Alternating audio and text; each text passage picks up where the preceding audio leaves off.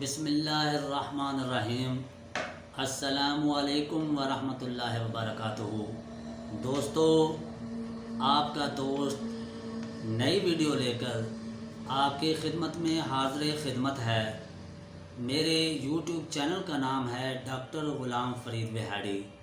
دوستو، جنہوں نے ابھی تک میرا یوٹیوب چینل سبسکرائب نہیں کیا، وہ برائے مہربانی میرے YouTube channel doctor Ghulam Farid بہاڑی کے چینل کو سبسکرائب کر لیں۔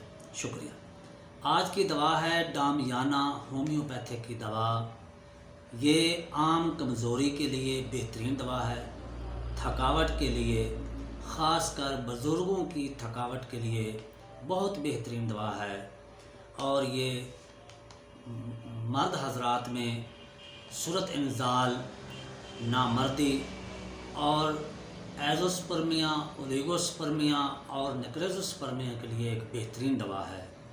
اور یہ عورتوں میں مینسز کے مسائل، یعنی مینسز کی کمی ہو جائے یا زیادتی ہو جائے تو اس کو ٹھیک کرنے کے لیے ڈامیانہ ایک بہترین دوا ہے۔ گردوں کے لیے یہ زبردست دوا ہے۔ اور ناظرین، آپ کو یہ بھی بتا دوں کہ یہ عورتوں میں کیوں اچھی دوا ہے، کیونکہ ڈامیانہ جن عورتوں میں یا مردوں میں ٹیسٹوسٹیرون کی کمی یا زیادتی ہو جائے تو اس کو نارمل کرنے کے لیے ڈامیانہ ایک بہترین دوا ہے۔ تو دوستو، اب ہم اسے ایزوسپرمیا، اولیگوسپرمیا اور نیکریزوسپرمیا اور نامردی میں، اور عورتوں کے جو مینسز انریگولر ہو جاتے ہیں، یعنی کمی ہو جاتی ہے یا زیادتی ہو جاتی ہے، تو اس کے لیے یہ بہت بہترین دوا ہے۔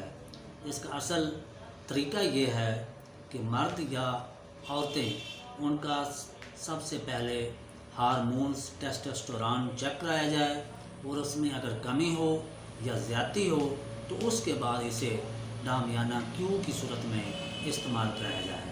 اس کی جو اصل خوراک ہے وہ 20 تا 30 قطرے دن میں 3 بار اور کم از کم 2 تا 3 ماہ دینا استعمال کرنا چاہیے۔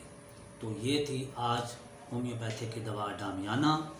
اپنے دوست ڈاکٹر غلام فرید کو اگلی ویڈیو تک اجازت دیجیے۔ خدا حافظ۔